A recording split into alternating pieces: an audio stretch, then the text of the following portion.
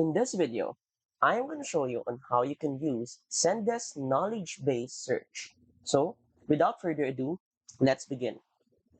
First, open your web browser and go to zendesk.com and log in to your Zendesk account. Once you're inside the main dashboard, click right here to access this drop-down menu and then click on Knowledge.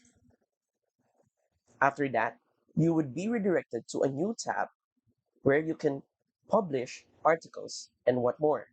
But what we're going to do is go to the search base where we can access all of the current articles that we have. To do that, go to Knowledge Admin right here. And then the first thing that you need to see is a search bar. This is Zendesk Knowledge Base Search.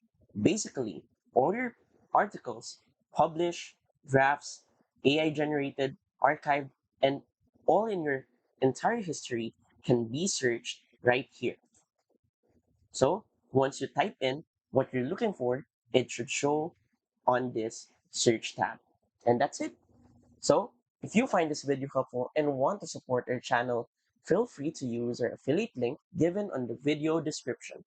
Thanks for watching, and I will see you in my next video.